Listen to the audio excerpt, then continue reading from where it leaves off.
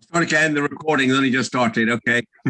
My name is Peter Rutz. I'm National Subject Advisor in Exploring World Face for the U3A. And we started these webinars at the beginning of the lockdown. And we hadn't intended to continue them, but we get a lot of requests for them. So it looks as though we're meeting a need. So as long as the need is there, we will meet them. Okay. Next month it's Interfaith Week, and we're going to do one Faiths Working Together, and you have got the date from that in the newsletter that came. And then in December we're going to do the Zoroastrian faith.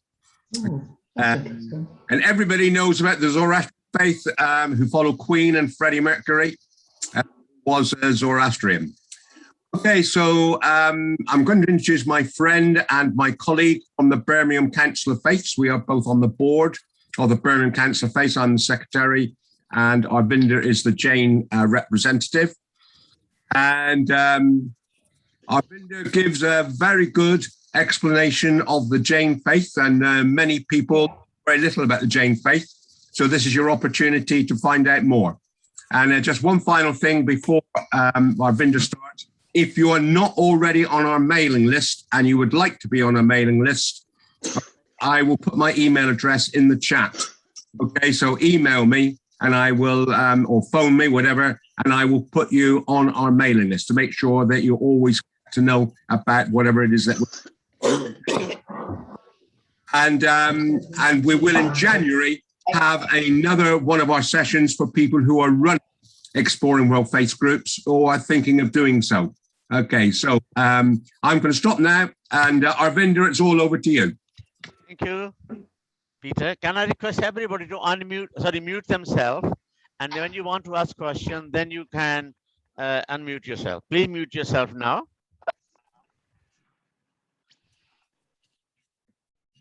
Thank you.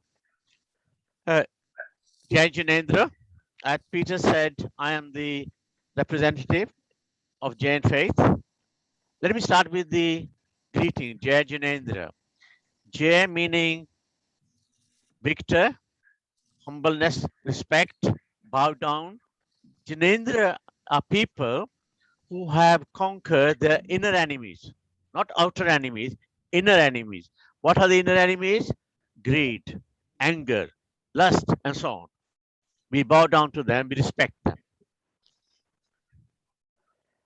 Basics of Jainism. You will see some points will be coming again and again. So I'll just try to explain it on the way. Some vocabulary will be difficult for you, maybe the first time you're hearing it. I'll try to explain as I go along. Jainism is a way of life and one of the oldest religions in the world. It believes in a cyclic nature of the universe. What does cyclic mean? We say, you know, like a sine wave. It goes up and down, up and down. It has no beginning and no end. Jainism lay heavy emphasis on non-violence. You hear about non-violence by Nelson Mandela or Mahatma Gandhi. Alexa off. Can somebody unmute yourself, please? Yes, Mahatma Gandhi, Nelson Mandela, all those people go the non-violence principle from Jainism. According to Jain philosophy, all Tirthankars were born as human beings. What are Tirthankars? Tirthankars are like gurus, like teachers. They are Jain gods. It's a religion one. Can somebody unmute themselves, please? Thank you. You mute Arvinder, don't you? I can, but I was leaving to the individual. But okay, let's. It's JR, I think. No, it's not me. It's No, Philippa. it's not you. Philippa's Okay. coming up. Okay, I'm muted all. Yeah. Okay. How's that? Good. Okay.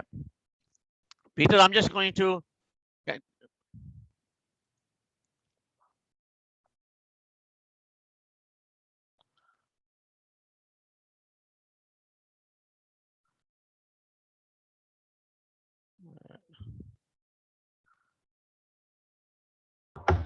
Hello. Can't hear you. Oh, can you hear me now? Okay. Yes. That can somebody, Peter, can you unmute yourself, please? So I can see if I need to. Okay, Peter, can you unmute yourself, please? Yes, I have. Yeah, I'm that's okay. At least if anything goes wrong, you got to communicate with me. That's good. Okay. all So I right. was- Yeah, fine. So I was saying the thinkers are like gurus. Some people call them prophets, or some people call them pagambers. Some people call them reborn. But we say they are people like you and me who have attained their state of perfection or enlightenment or by meditation and self-realization. They are the gods of Jain. You will see some picture now and then. This here is the flag of Jains. Okay. Again, I'll continue with the same thing. Jains have always practiced non-violence, vegetarianism, meditation, yoga, and environmentalism. Jainism is the most peaceful religion. The goal of Jainism is to reach moksha and thus breaking the cycle of life and death, which means we believe in rebirth, but if you can, our aim is to break the cycle. So we can reach this stage called moksha, where you have no more attachment, you will not be born again. So if you're not born again, you can't die. This diagram there, there are, I don't know whether you can see a full diagram or not on the left-hand side. This is a Om symbol for Jain. It has different stages. Right at the bottom, and right at the top is the highest stage. Can you see the moon there? And on the top of the moon is the what we call when you have reached moksha. That's Siddha. And then there's Arihant, then there's Acharya, then Upadhyaya, then Sadhus. These are 5 stages. When we pray, we bow down to these 5 people. We don't name anybody. We are saying all the people who have attained salvation or moksha. It could be a Christian person, it could be a Hindu, it could be a Muslim, it could be anybody. We don't name as such. Acharyas, they are the head of congregation. Arihants are same as Siddha. The only thing is Arihants are still alive. They still have a physical form. When they leave the physical form, they will become Siddha. Upadhyayas, they are people who write about the faith and they write books and everything, which they send the information. And the bottom one is all the monks and nuns in the world. Then on the right hand side, you got the moon again. On the top, you got the all the people who have reached salvation. Then you got 3 green stars there. Those are 3 main principles we have: right knowledge, right understanding, and right character. And then you have swastika, and then there you got 4 dots in there, and they are 4 stages of life. We say we can be as a born in heaven, hellish, in animals, or in human being. So principles, again, non-violence, multiplicity of views, anekantvad, non-possessiveness, and truthfulness, and non-stealing. I think the first 3 are the most important bases, which many other religions have taken from us. Non-violence, I would explain. If we adopt these 3 policies, then we can live in a peaceful situation. There will be no killing, there will be no wars, and there will be no shortage of food. There will be no problem with the nature. We won't have any tsunamis. We won't have any temperature rise or temperature going down. We'll come to that in a second.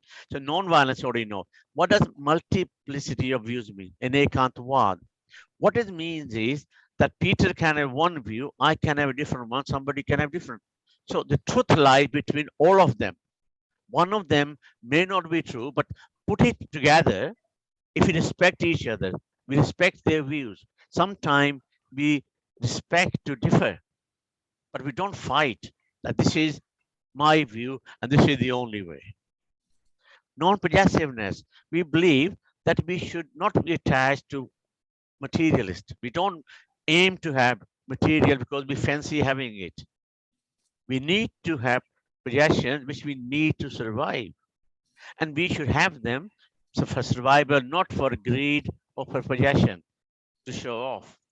If we only take from nature what we need, instead of we want a big bungalows, we want houses, we want this, we want that, start chopping trees, start taking more and more land.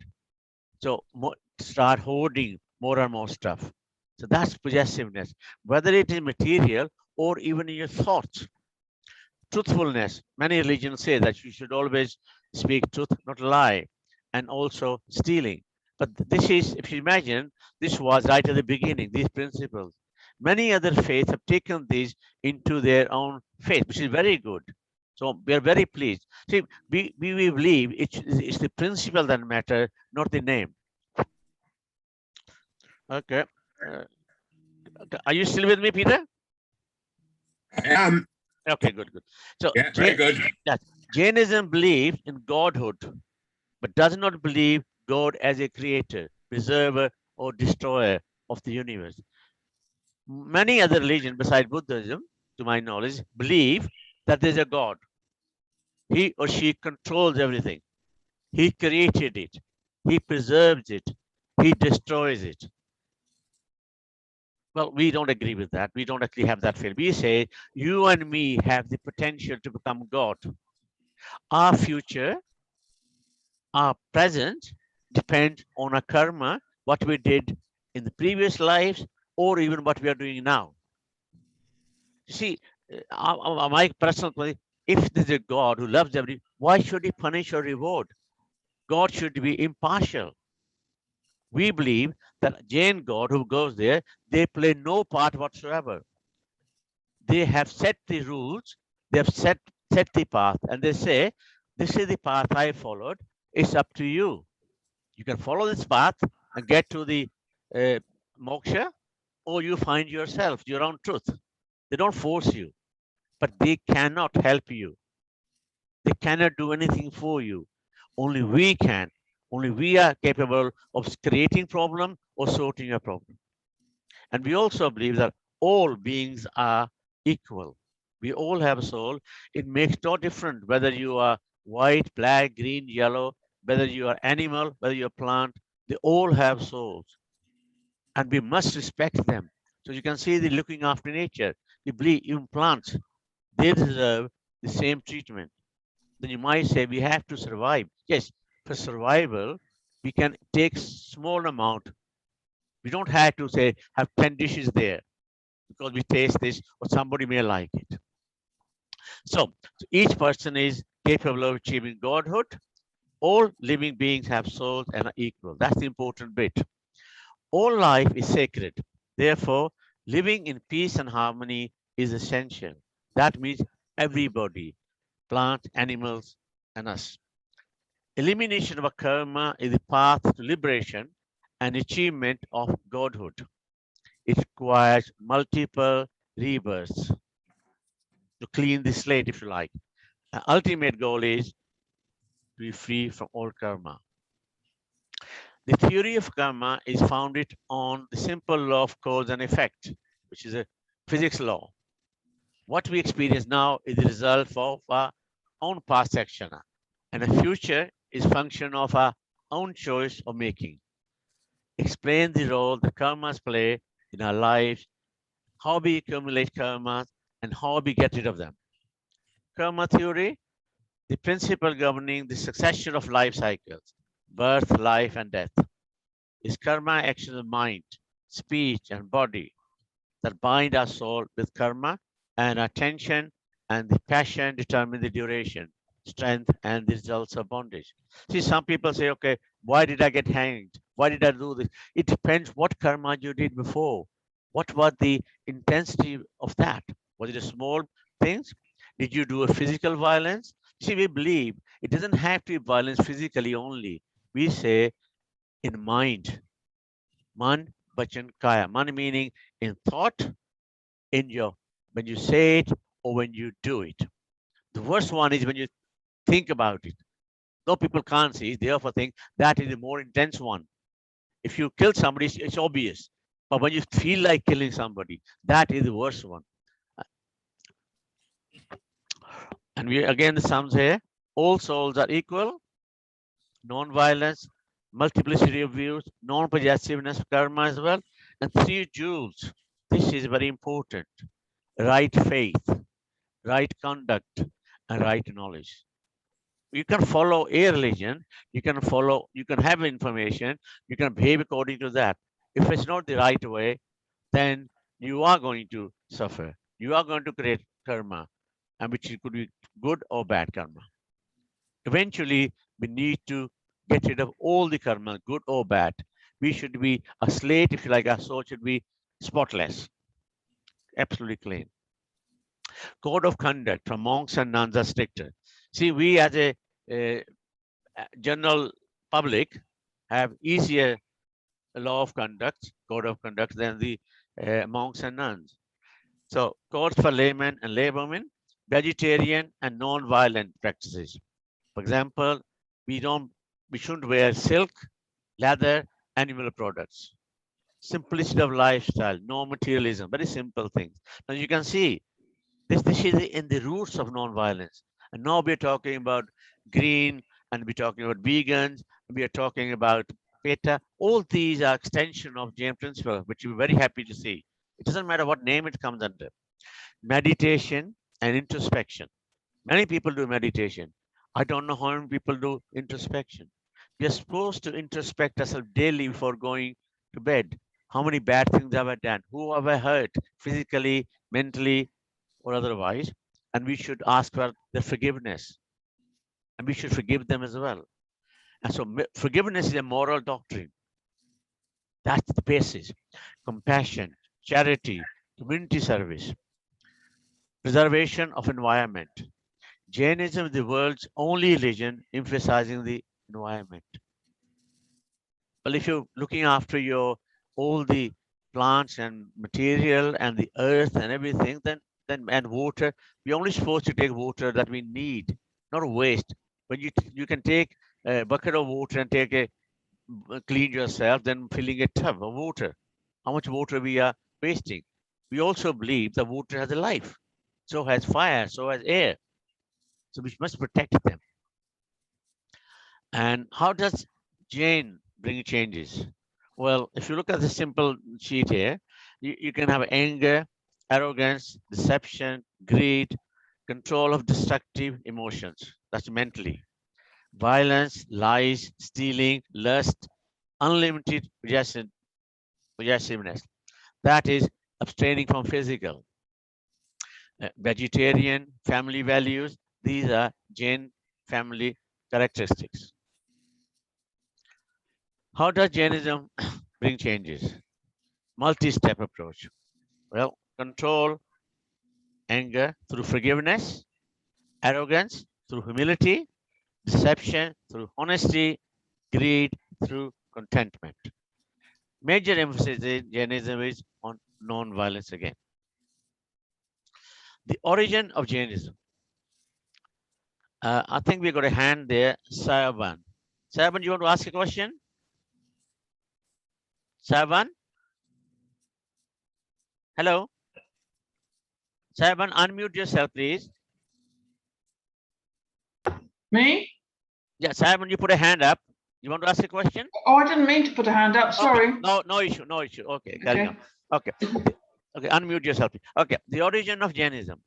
You see, if you look at the Abraham religions, 2,600 before Christ, then Exodus from Egypt, then you got Israel, which became Judaism, and then Christianity, and then Islam, and then if you look at Jainism, we say it has no beginning and it has no end.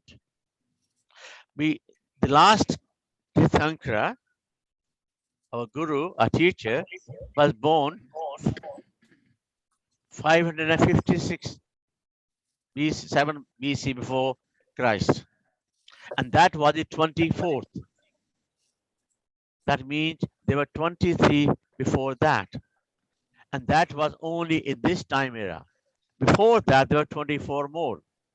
So we have an era which goes into thousands of years, hundreds of thousands of years, and they have 24 teachers in each era. So nobody founded Jainism. It is written in books that Mahavira, the last guru, Tirthankara, formed Jainism. No, Jainism is not formed by anybody. It may have different names over the millenniums. And Hinduism also. Can somebody, is this Savan? Please unmute yourself. I have unmuted myself. There was a number of people who went on the wrong site to waiting to join. I think they've already, I've looked at the list and they've joined. Okay, all right, that's fair enough. Okay, then Buddhism. Some people believe that Buddhism is a part of Jainism.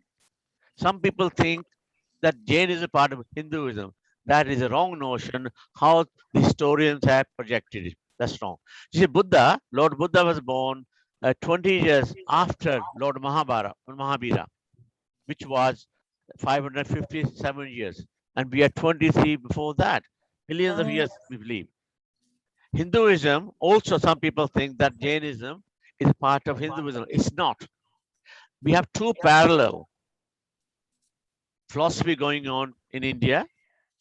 They were Shraman and, if you like, Hindu, what they call themselves, Brahmanic. They believe in a God as a creator, preserver, and destroyer. Buddhism doesn't. Jainism certainly doesn't. So you can see, it had no beginning, and certainly it will have no ending.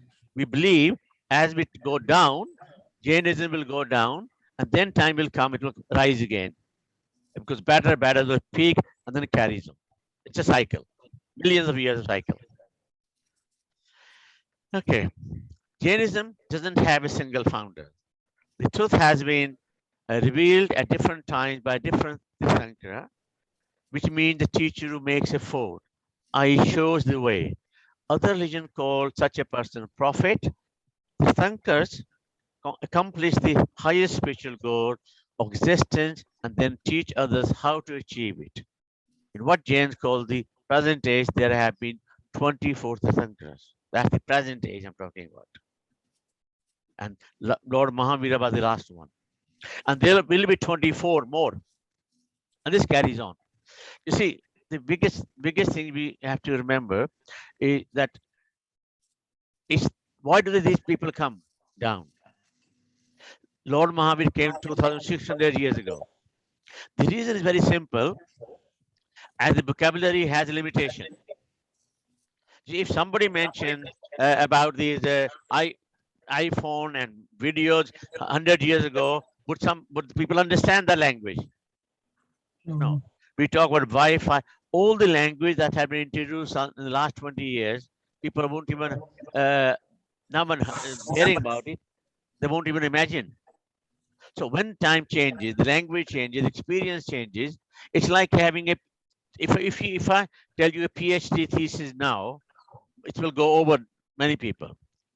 But then it becomes common in a few years' time, I can talk about it. So these people, these Tirthankars come after a certain time to set new rules, to make it, to simplify, to explain the existence. That's why we have these. Tirthankaras teach the way to moksha or liberation. It's not a reincarnation of the God. He or she is ordinary soul that is born as a human being and attains the states of Tirthankara as a result of intense practice of penance, equanimity, and meditation. Then taught their contemporaries the way to reach it through spiritual purity. Each new Tirthankara preaches the same basic philosophy, but they give the Jain way of life subtly different forms in order to suit the age and the culture in which they teach it. So it's understood by people of the time.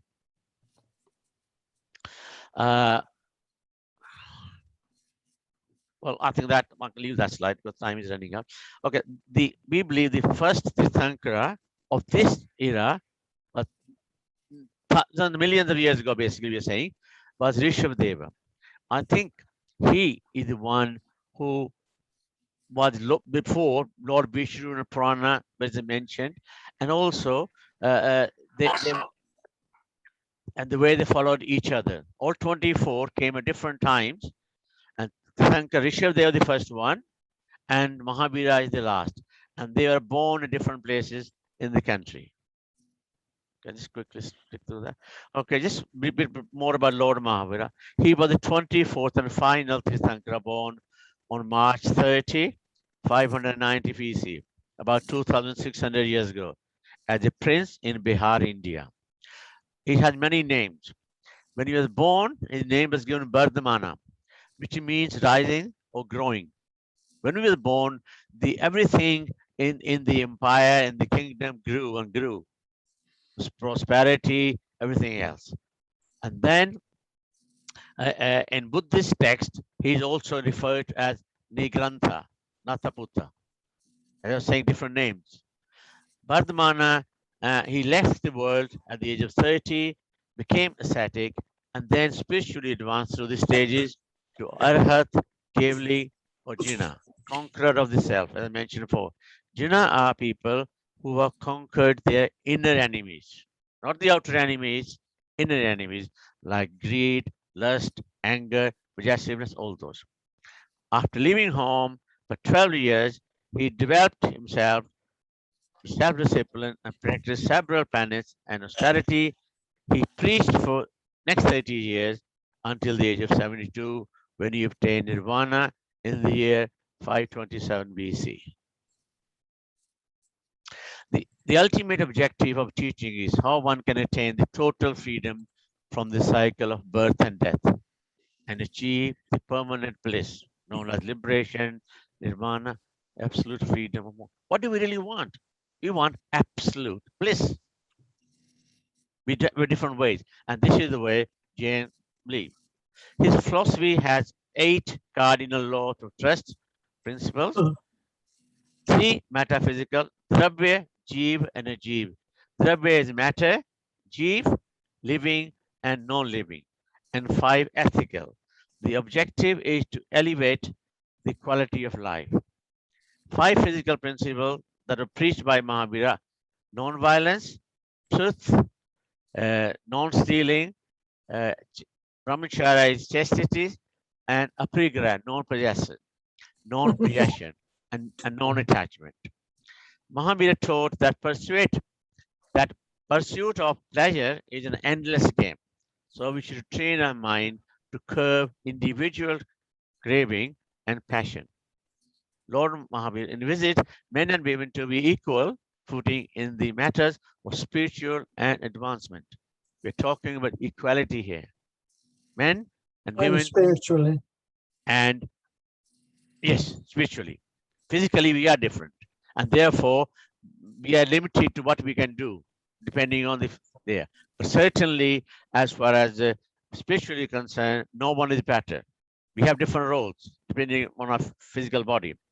Another fundamental teaching is Anekant, one's viewpoint, pluralism and multiplicity of viewpoints. I already mentioned that. We talk about Jainism, religion, Western religion, they believe in linearity. We believe in a cycle. So if you look at the birth in the Western style, you are born, pure state, you die, or you go to heaven or hell. Whereas in here, we say cycle of life and death, and we keep getting born and die, and that's a cycle. But our purpose is to eliminate the karmic bondage and get enlightened and nirvana, moksha, no more life and death. Okay. In Western religion, external God controls you. In Eastern religion, we say God is the soul within you. Religion, philosophy, science are separate, whereas in Eastern religion and philosophy are intertwined. Linear nature of life and death, whereas in Eastern we say it's a cycle. As you sow, so you reap on Judgment Day. That's what the Western say. We are saying karma determining your next life. And this is a snapshot founded by Mahavira. That which I mentioned. Books say that it isn't founded. It's just that it became reformed.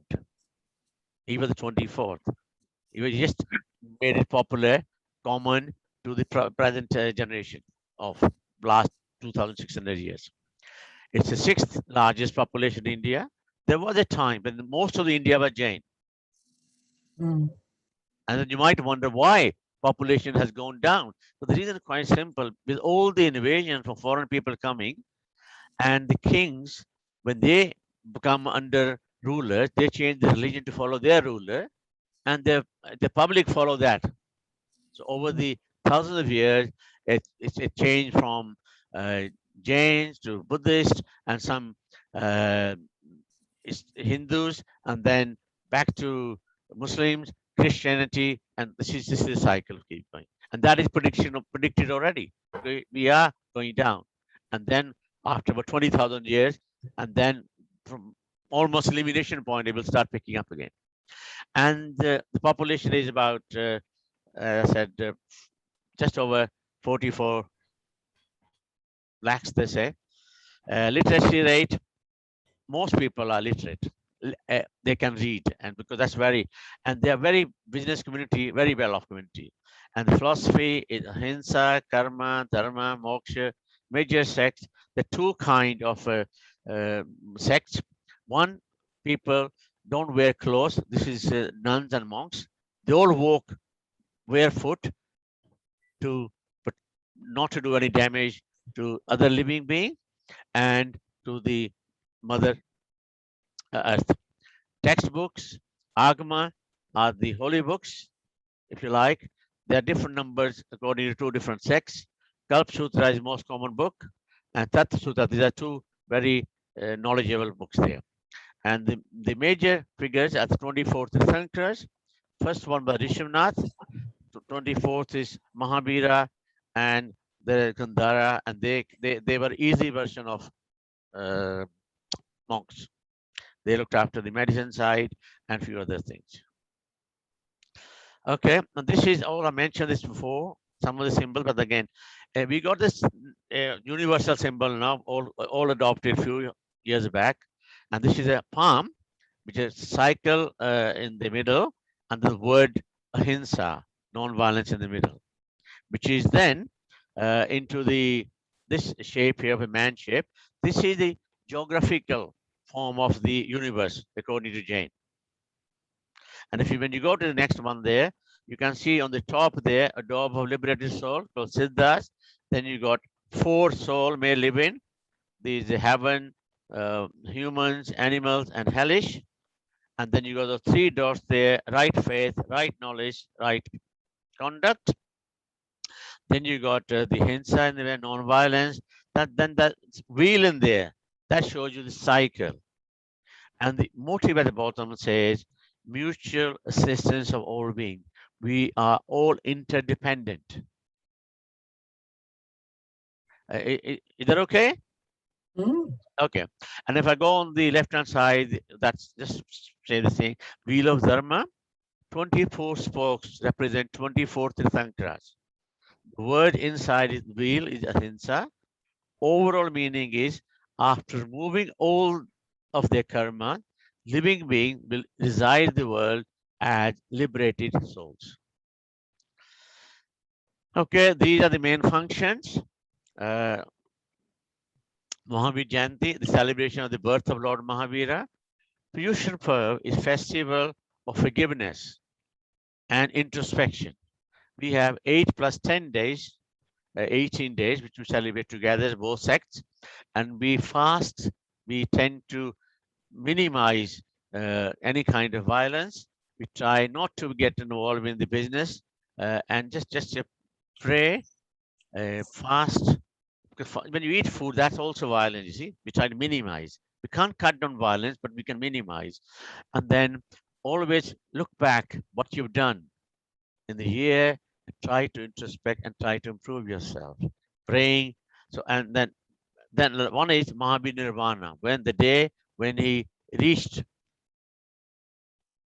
moksha, and that is also happened to be on the Diwali, which is also celebrated by Hindus, Sikhs, and Buddhists as well.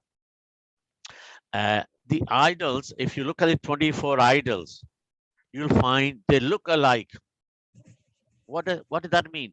Why don't they? Because if you look at Jesus Christ, if you look at Rama, if you look at Allah or Muhammad, how they represent, they all are different. See, we don't represent a person, as I said before. We look at their qualities. So when they reach moksha, the physical shape is not important. So they're all given the same shape in a lotus form, fully relaxed. That's what that is. And they all have different symbols, so we can identify them. Ecology, okay, and Jainism. Jains leave little or no imprint on the broader ecology system and hold an affinity for for the ideals of the environment movement. The path to reach the Siddhaloka entails great care in regard to how one lives in relationship to all other living beings that surround one in the earthly realm. Thus, they avoid activities associated with violence and follow vegetarianism. Jainism contains concepts that can lead to the enhancement of core human-earth relationship. Major teaching includes non-possessiveness, self-restraint, minimizing the consumption, provide respect for all other life, reuse, recycle products, don't waste the gift of the nature, share resources, and nature provides enough for our needs, but not for our greed. Now that is the thing that we tend to forget. Okay, I said there are two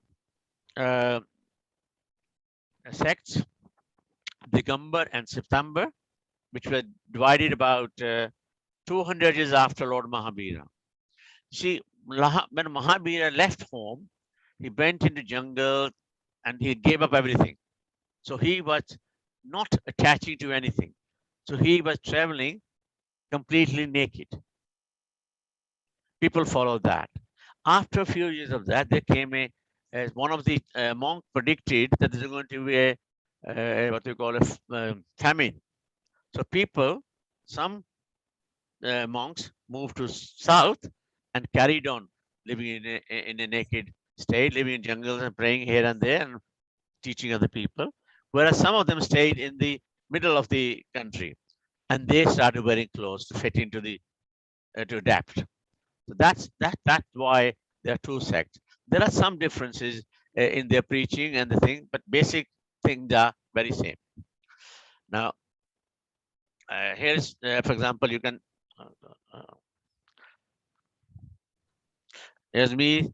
This is a one acharya of September, white clothes, and they're covering their mouth.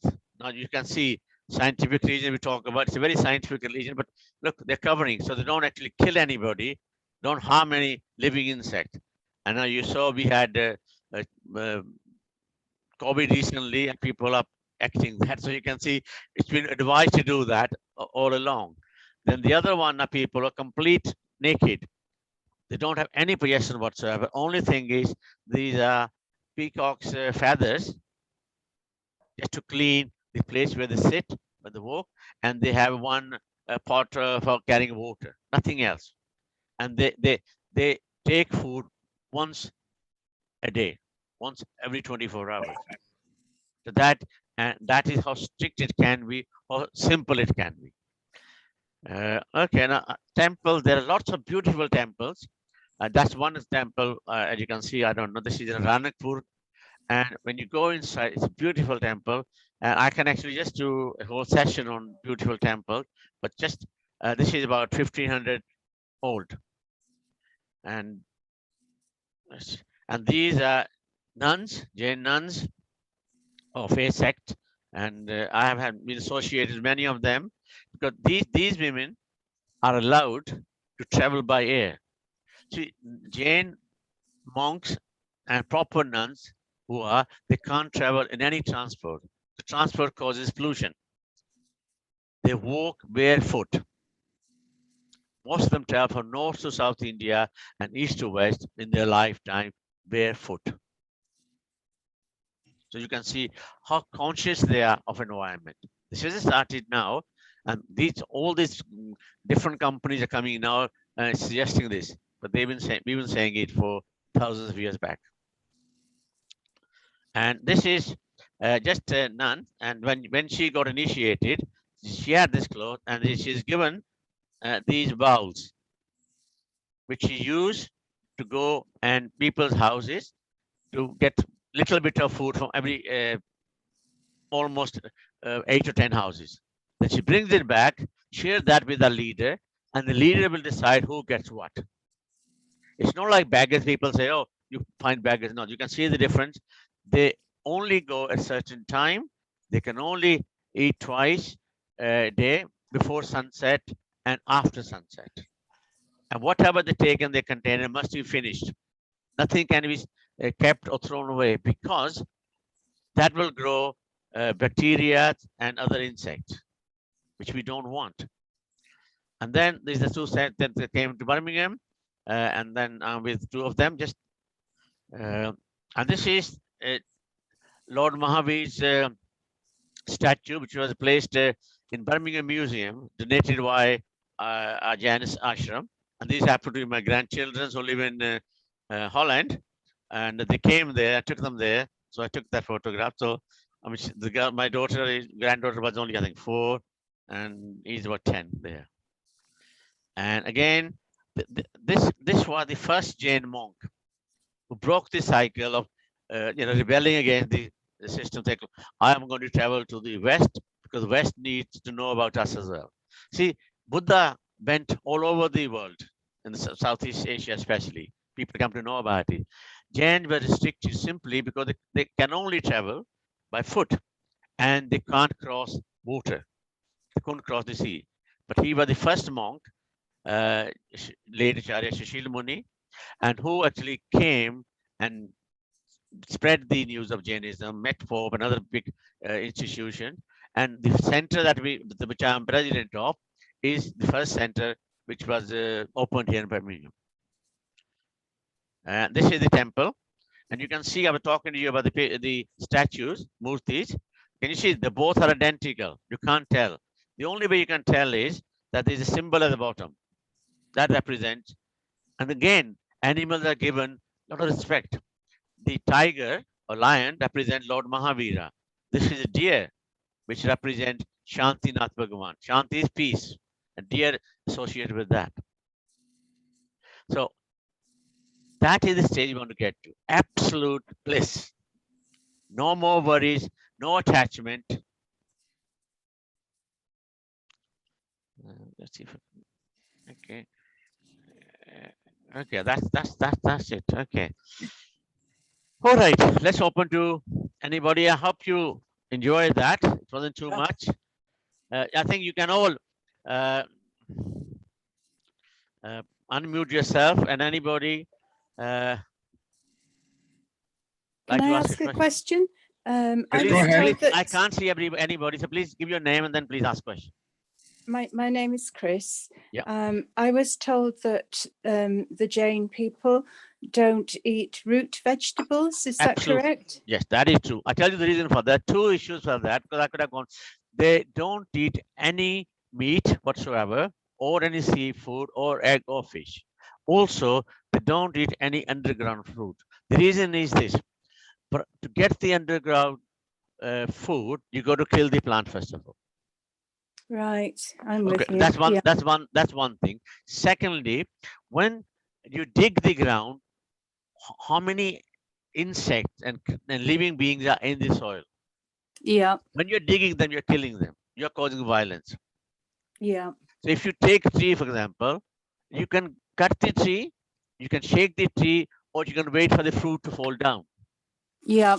So there are different kind of violence. So our philosophy is that's what used to be. It's not practical now. Wait for the fruit to fall down, because that is fully ripe. No violence there. You can eat that. Thank you. That explains. And we got 2 that other very hands, well. Sally. When you give your name, can you say where you're from, please? Okay, I'm Sally Starborg and I'm from Chester, U3A. Thank you. I was interested particularly in the slide that you showed. I'm sorry, it might be difficult to go back. You were talking about the controlling destructive emotions, and you mentioned anger, arrogance, greed, and deception, if I've got that right. But you then mentioned the controlling the counteracts. So Sorry, let me just, you had contentment for greed, but I missed the other ones. can you, I'm going back telling you, I'm sorry, I don't know. I didn't make a note of what number it was. I'm sorry. Is this one? No. No, you were talking about these destructive emotions, and I say what interested me, and I didn't get to write down, was the counteraction. So you said that, and I understand this, contentment counteracts greed. Here we are. But then you had the other ones. That's it: anger, arrogance, deception, and greed. Yeah, anger, arrogance, deception, and greed. So the counteract, it's what you were saying would counteract them. Well, that's what I'm saying. You got to, if you control your anger, Yeah. and you control, don't say arrogance, and don't cheat anybody. Don't. This is the control your destructive emotion. This is what we do. Right. So it's not. When we become angry, when we are arrogant, when we are cheating, when we are greedy, yeah. If we can't do that, then that is how we control our destructive emotion. Mentally say, I'm not going to be angry. I'm not going to be arrogant. Oh, I'm sorry, I misunderstood. I thought it was sort of almost like replacing it with a positive. No. Just that we got to control them. Right. Sorry about that. That's no problem. Thank you very much. Yeah. And Arvinder, can I answer a question in the chat? Okay, I've been asked a couple of times about. Please do. I haven't been able to. Sorry, please, Peter, do. I've been asked a couple of times in the chat about availability of the slides and the yes, I've just said that. Yeah. So I will, subject to Arvinder agreeing, I will put them on the Exploring World Faith subject page on the National U3A website. So they're I think Stephanie just asked a question. Is Jainism similar to Brahma Kumari? No. Brahma Kumari is very recent something. It has different beats. It's nothing. But as I said, many religions have taken some good thing from Jainism. But Jainism is one of the oldest, as I said. So people, nothing new is formed. It's already done. You can reshape it. You can present it differently. And this is why different thinkers come different times. So if, for example, I was listening to some lectures in a Sikh temple the other days, Bhai Sahib Minder Singh Ji, and I said, well, Bhai Sahib, I find it's very similar to Jainism. And as you also, he said, I'm honored to be a Jain now. So what I'm saying is, you'll find some parts are taken, not as a package. Okay. Any other question? Please mute every. Okay. If you want to. I'm still trying. This is Anne. Okay. No. All right. Sorry. Anybody else now? Anne, can I ask? Where are you from, Anne? I'm from Bromley. Bromley. Thank you. Yeah. Okay. Go ahead. You asked. You said something about forgiveness. Yes. And if you don't have a God, who are you asking forgiveness of? See, you forgot. As far as I'm concerned, you have potential to become God. I have. Everybody has. So I'm forgiving myself. No. Let me say. If I hurt you knowingly or unknowingly, by thoughts, by saying, or by actually doing it, knowingly or unknowingly, I ask you to forgive me, and I also forgive you. I'm not asking the God to forgive, because God plays no role. This is what I said. We can become God where we have become detached.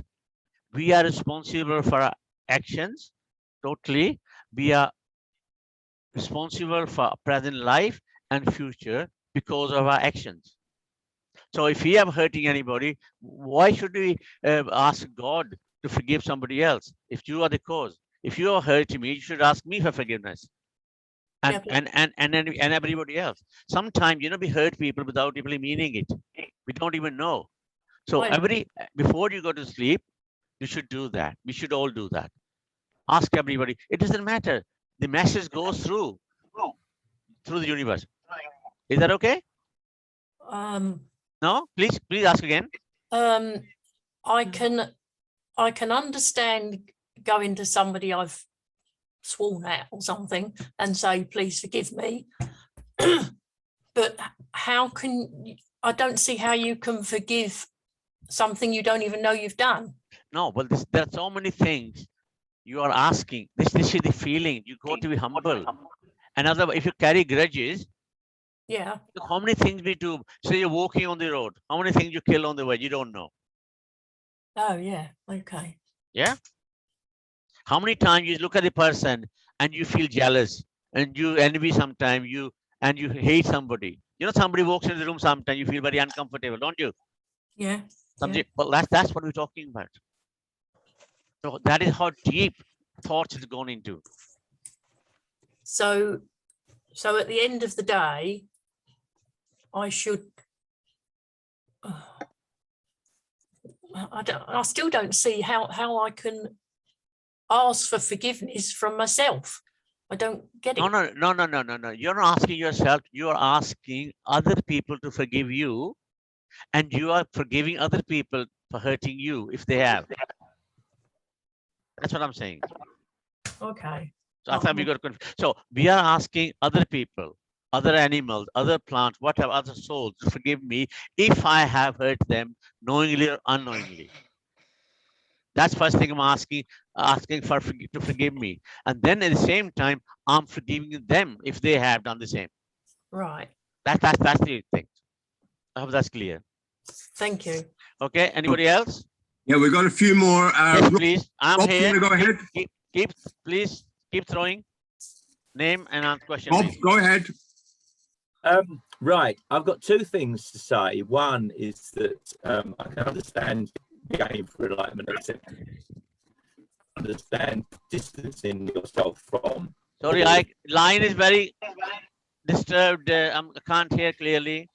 Right. Okay. I'll just take off the video. That's better. Right. Yeah, that's better. Where are you from, Rob? Weatherby, U3A. Weatherby. Thank you. In Yorkshire.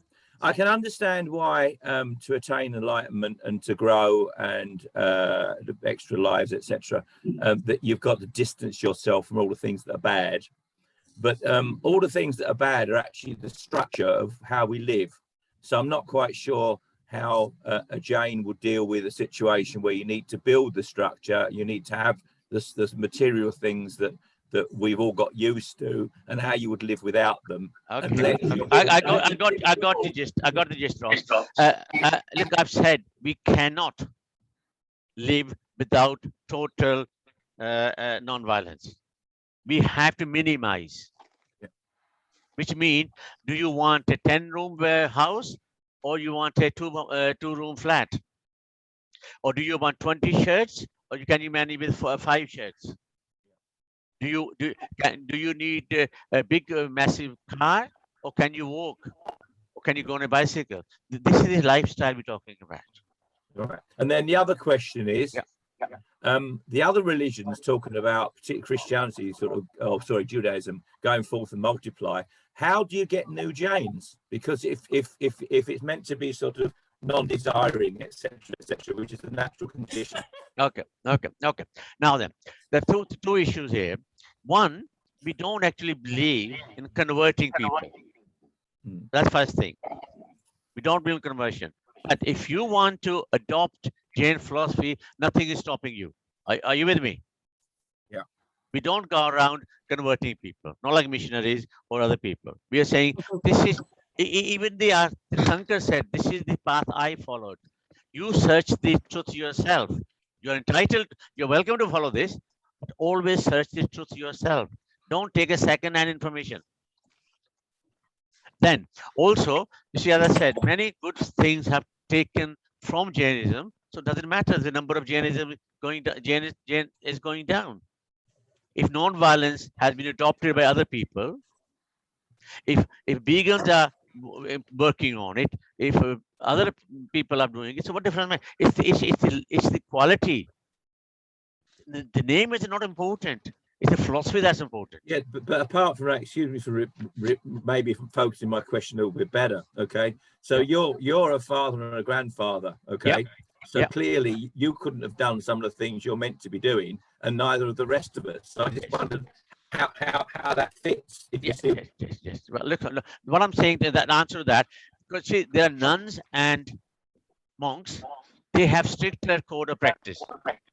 We are lay people. Yeah. Yeah. Yeah.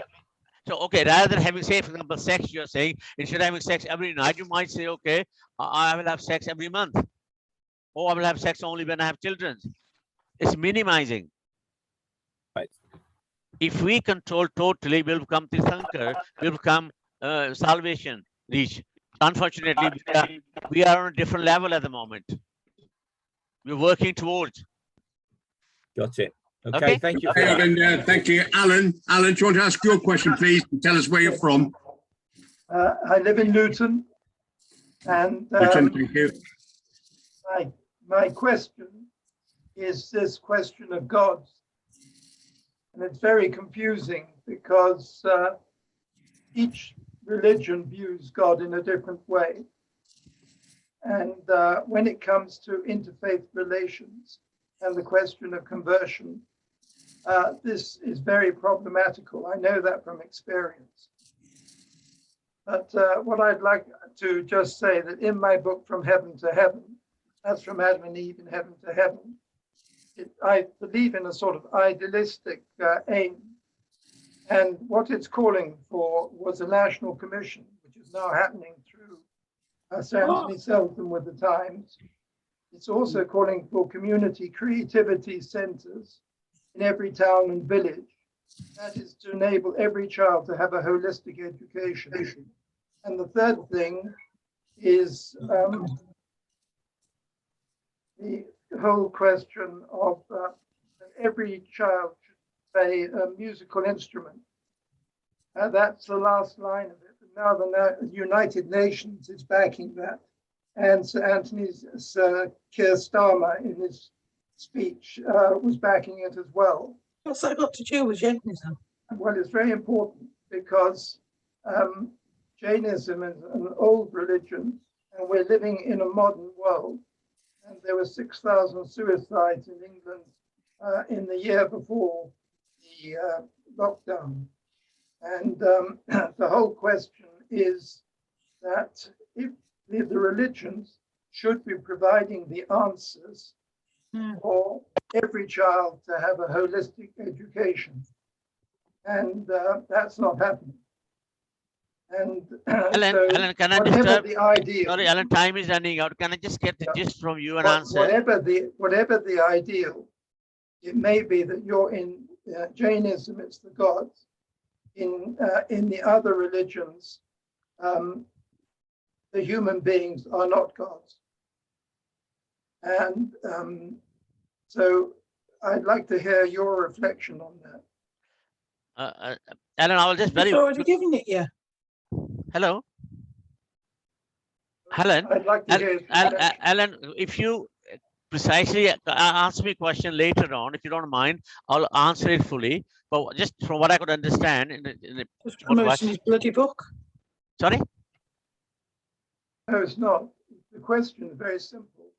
In Jainism, one can attain a God state. Yeah. In the other religions, we're human beings, and there's life and death. And when it comes to conversion, there's a play made sometimes on this God state, one or two religions, which is unfair. And for unknowing people of their religions, this can catch them out. Okay, Alan, I first of all, Jainism doesn't believe in conversion, but it doesn't forbid that you should learn about other religions. I said, Lord Mahavira said, this is the way I've reached moksha. You find the truth yourself. You find out. Don't take my word for it. So find out all the other religions. I'm a part of a multi-faith myself. Have been. I don't say one religion is better than others. I don't look down on them. I say this is what I believe, and that is what we say. Remember, multiple views. That is the basis of Jainism. We must respect other views as well, whether they are right or wrong. We can't go on fighting. We can't go on converting. There are religions without aiming. They are saying this is the only way. You must convert. No, we don't believe in that. And if that is happening, I think it's wrong. You look around in the world, what a mess we have. And that is caused by, I'm sorry to say, by religious people. I won't say religion, but religious people. So my bottom line is, again, let's respect everybody. When we are talking about all souls are same, all living beings are same, how can we then mistreat them, whether it's children or older people? How can we go and kill them? Say either this way or that way. If you don't, no, we don't believe in that. Certainly, we believe in total compassion, total peaceful situation. And this is what I found. You can take it or leave it. I am not going to hold anything against you. If that is the philosophy we're talking about. Life and death, yes, it is going to be a natural process. Ultimately, if you break according to Jain or Buddhism, you got nirvana or moksha, then you solve that way. I hope I have answered it. I'm not quite sure whether I have or Thank you not. very much. I've been to the temple of Jaipur and it's lovely. Thank you very much. Okay, Alan. Thank you, Anybody Alan. else? Thank you, Arvinder. We've still got Siobhan has got a hand up. Who's been up No, for... sorry, I don't know how to take it down. All right, okay, fine. Don't worry. All right. So I think we've exhausted the questions then, Arvinder. So thank you very much for your very clear presentation, your very clear explanation and answers to the questions. Okay, so could I just say on behalf of everyone, thank you so much for that presentation. Thank you for coming today. I think we had 41 actually at the maximum. And just to remind you, on the 17th of November, our next webinar will be on faiths working together, and that's during Interfaith Week. On the 8th of December, we have a webinar on the Zoroastrian faith. And then in January, there will be a webinar for leaders of, or leaders coordinators of exploring world faiths in other U3As, or anyone thinking of doing so. If you're not on the mailing list already and you would like to be, I put my email address and my telephone number in the chat. Okay, so please feel free to phone, text, or email me. Alan, I know you're wanting to talk, but Arvinder's Zoom at the moment, and I've got another meeting at 11 o'clock on autism of all things. So I'll send you a Zoom invitation. If you're free at 12:15, we'll have a conversation then.